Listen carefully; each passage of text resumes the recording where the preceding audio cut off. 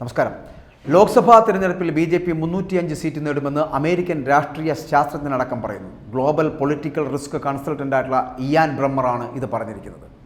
NDTV പ്രോഫിറ്റ്സിന് നൽകിയ ഒരു അഭിമുഖത്തിലാണ് ഇത്തരത്തിലൊരു പ്രവചനം അദ്ദേഹം നടത്തിയിരിക്കുന്നത്. റിസ്ക് ആൻഡ് റിസർച്ച് കൺസൾട്ടിംഗ് സ്ഥാപനമായിട്ടുള്ള യുറേഷ്യ ഗ്രൂപ്പിൻ്റെ സ്ഥാപകനാണ് ഈ ബ്രമ്മർ എന്ന് പറയപ്പെടുന്നത്. ആഗോളതലത്തിലെ കാഴ്ചപ്പാടിൽ ഇന്ത്യയിലെ പൊതു തിരഞ്ഞെടുപ്പ് മാത്രമാണ് സ്ഥിരതയുള്ളത് എന്നാണ് അദ്ദേഹം പറഞ്ഞു വെക്കുന്നത്.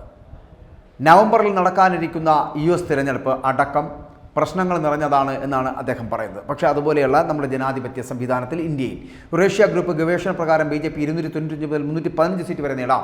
തുടർച്ചയായി മൂന്നാം വട്ടവും അധികാരത്തിലേറാൻ പരിശ്രമിക്കുന്ന BJP 2014 തിരഞ്ഞെടുപ്പിൽ 282 സീറ്റും 2019 303 സീറ്റുമാണ് സ്വന്തമാക്കിയത്.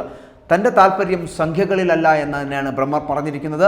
അദ്ദേഹം പറയുന്നത് ലോകത്തിലെ തിരഞ്ഞെടുപ്പുകളിൽ ഏറ്റവും വലിയ ജനാധിപത്യ രാജ്യമായിട്ടുള്ള ഇന്ത്യയിലാണ് സുഗമമായിട്ടുള്ള അധികാര കൈമാറ്റം നടക്കുന്നത് എന്നാണ് പറയപ്പെടുന്നത്. ഇന്ത്യൻ രാഷ്ട്രീയ സംവിധാനത്തെക്കുറിച്ച് വളരെയധികം അനിശ്ചിതത്വം എന്ന് പറയപ്പെടുന്ന സാധനമേ ഇല്ല. ഇന്ത്യൻ തിരഞ്ഞെടുപ്പ് പ്രക്രിയ സ്വതന്ത്രവും സുതാര്യവുമാണ് എന്നാണ് അദ്ദേഹം വരെ വാഴ്ത്തി പറയുന്നത്. മോദി തീർച്ചയായും മൂന്നാം വട്ടവും വിജയിക്കുക തന്നെ ചെയ്യും. ശക്തമായിട്ടുള്ള സാമ്പത്തിക അടിത്തറയും ഒപ്പം തന്നെ സ്ഥിരതയുള്ള പരിഷ്കരണങ്ങളും സുസ്ഥിരതയുടെ സന്ദേശമാണ് ഇതിലൂടെ നൽകുന്നത് എന്നാണ് ബ്രമ്മർ അടക്കം പറയുന്നത്. ലോകത്തിലെ നാലാമത്തെ വലിയ സാമ്പത്തിക അല്ലെങ്കിൽ സമ്പദ് വ്യവസ്ഥയായി അടുത്ത വർഷം ഇന്ത്യ മാറാൻ പോവുകയാണ്. 2028 മൂന്നാമത്തെ വലിയ ശക്തിയായി ഇന്ത്യ മാറുമെന്നും അദ്ദേഹം പ്രതീക്ഷ പ്രകടിപ്പിച്ചു കഴിഞ്ഞു. അതേസമയം BJP ഒറ്റയ്ക്ക് 300 സീറ്റ് നേടുമെന്ന് തന്നെയാണ് തിരഞ്ഞെടുപ്പ് തന്ത്രജ്ഞനായിട്ടുള്ള പ്രശാന്ത് കിഷോറിൻ്റെ പ്രവചനം പോലും. അത് കഴിഞ്ഞ ദിവസം ഉണ്ടായിരുന്നല്ലോ, അത്തരത്തിലൊരു വാർത്തയും ഉണ്ടായിരുന്നു. BJPയും മോദിയും പ്രചരിപ്പിക്കുന്നത് അതുപോലെ തന്നെ ഒറ്റയ്ക്ക് 370 സീറ്റ് കിട്ടുക എന്നത് അസാധ്യമാണെങ്കിൽ കൂടി 300 മുകളിലേക്ക് എത്തും. പ്രധാനമന്ത്രിക്കെതിരെ വിപുലമായിട്ടുള്ള രീതിയിൽ ജനരോഷം നിലനിൽക്കുന്നില്ല എന്നുകൂടി പ്രശാന്ത് കിഷോർ പറഞ്ഞു വെക്കുന്നുണ്ട്. അങ്ങനെ BJP പ്രതിരോധത്തിലായ പല സമയത്തും പ്രതിപക്ഷം തങ്ങളുടെ അവസരങ്ങൾ നഷ്ടപ്പെടുത്തി എന്നുള്ളതാണ് ഏറ്റവും വലിയ പ്രത്യേകത. 2024 ലോക്സഭാ തിരഞ്ഞെടുപ്പിൽ അടക്കം BJPയെ പരാജയപ്പെടുത്തുകയാണ് സഖ്യത്തിൻ്റെ ലക്ഷ്യമെന്നാണ് പ്രതിപക്ഷം ചൂണ്ടിക്കാട്ടിക്കൊണ്ടിരിക്കുന്നത്. എങ്കിൽ പോലും ഇക്കാര്യം ജനങ്ങളെ ബോധിപ്പിക്കുവാൻ പ്രതിപക്ഷത്തിനാകുന്നില്ല, അവർക്ക് സാധിച്ചിട്ടില്ല എന്നുള്ളതാണ്.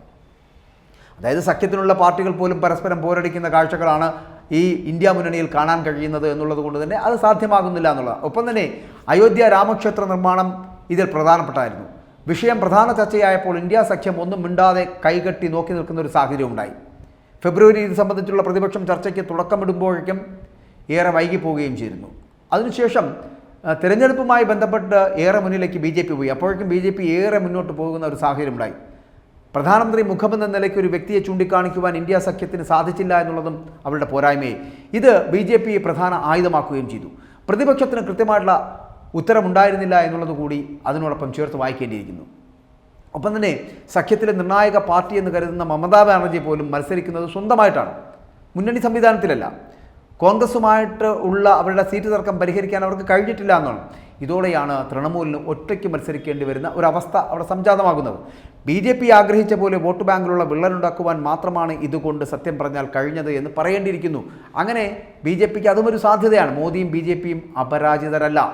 പക്ഷേ ഇന്ത്യ സഖ്യം അവരെ പരാജയപ്പെടുത്തുവാനുള്ള ആയുധം ഉപയോഗിക്കുന്നതിൽ തോറ്റുപോയി എന്ന് തന്നെയാണ് പ്രശാന്ത് കിഷോർ അടക്കം പറയുന്നത്. 2015, 2016 കാലത്തെ വിവിധ നിയമസഭാ തിരഞ്ഞെടുപ്പിൽ BJPയുടെ അവസ്ഥ പരിതാപകരമായിരുന്നു. പല തിരഞ്ഞെടുപ്പുകളിലും അവർ പരാജയപ്പെടുന്ന കാഴ്ചയുണ്ടായിരുന്നു. എന്നിട്ട് പോലും പ്രതിപക്ഷത്തിന് തിരഞ്ഞെടുപ്പ് വിജയിക്കുവാനുള്ള ശരിയായിട്ടുള്ള തന്ത്രങ്ങൾ ഉണ്ടാക്കുവാൻ സാധിച്ചിട്ടില്ല എന്നുള്ളതാണ്. അതുകൊണ്ടാണ് പരാജയം സംഭവിച്ചുകൊണ്ടിരിക്കുന്നത്. നോട്ട് നിരോധനത്തിന് ശേഷം BJPക്കും മോദിക്കുമെതിരെയുള്ള ജനവികാരം എന്ന് പറയപ്പെടുന്നത് ശക്തമായിരുന്നു. 2017 ഗുജറാത്തിൽ പോലും തോൽവിയുടെ ഒരു വക്കിലെത്തുന്ന സാഹചര്യം ഉണ്ടായിരുന്നു. പക്ഷേ ഉത്തർപ്രദേശിലടക്കം BJPയുടെ വലിയ മുന്നേറ്റം നമുക്ക് കാണേണ്ടി വന്നു എന്നുള്ളതാണ്. ഇതിനുശേഷം 2019 നടന്ന ലോക്സഭാ തിരഞ്ഞെടുപ്പിൽ ലോക്സഭാ തിരഞ്ഞെടുപ്പിൽ കോൺഗ്രസിന് വലിയ തിരിച്ചടി നേരിടേണ്ടി വന്നു എന്നുള്ളതാണ്. 52 സീറ്റ് മാത്രമാണ് നേടാനായത് കോൺഗ്രസിന് എന്ന് കൂടി പറയേണ്ടിയിരിക്കുന്നു. ഇനി രാജ്യം കോവിഡിൻ്റെ പിടിയിലകപ്പെട്ടപ്പോൾ NDA സർക്കാരിൻ്റെ പല തീരുമാനങ്ങളും വലിയ രീതിയിൽ വിമർശിക്കപ്പെട്ടതായിരുന്നു. അതിനെയും ഉൾക്കൊള്ളുവാൻ പ്രതിപക്ഷത്തിനായില്ല. പക്ഷേ ഇതൊന്നും ശരിയായ രീതിയിൽ ഉപയോഗിക്കുവാൻ പ്രതിപക്ഷത്തിന് സാധിച്ചില്ല എന്നുള്ളതാണ്. അതുകൊണ്ടാണ് പ്രതിപക്ഷം ശക്തി പ്രാപിക്കാത്തത്. ക്രിക്കറ്റ് കളിയിൽ ഒരു ക്യാച്ച് നഷ്ടപ്പെടുത്തിയാൽ ഒരുപക്ഷേ ആ ബാറ്റർ സെഞ്ചുറി അടിച്ചേക്കാം, പ്രത്യേകിച്ചും അയാൾ നല്ല ഒരു ബാറ്റർ കൂടിയാവുമ്പോൾ. സമാന അവസ്ഥയാണ് കോൺഗ്രസിന് എന്ന് തന്നെയാണ് പ്രശാന്ത് കിഷോർ അടക്കം പറഞ്ഞു വെക്കുന്നത് എന്നുള്ളതാണ്. കാരണം ഒന്നും ചെയ്യാൻ കഴിയാതായി പോകുന്ന അവസ്ഥയിലേക്ക് പ്രതിപക്ഷം എത്തുന്നു. അതുകൊണ്ട് ലോക്സഭാ തിരഞ്ഞെടുപ്പിൻ്റെ ഫലപ്രഖ്യാപനം വരുമ്പോൾ BJP എന്ന് പറയപ്പെടുന്ന 305 സീറ്റിൽ നിന്ന് 315 സീറ്റുകളിലേക്ക് എത്തപ്പെടുന്ന ഒരു സാഹചര്യത്തിലേക്ക് എത്തും. അങ്ങനെ ഏറ്റവും കൂടുതൽ സീറ്റുകളുള്ള ഒറ്റക്കക്ഷിയായി ഇന്ത്യ ഭരിക്കുവാനുള്ള തയ്യാറെടുപ്പിൽ തന്നെയാണ് BJPയും.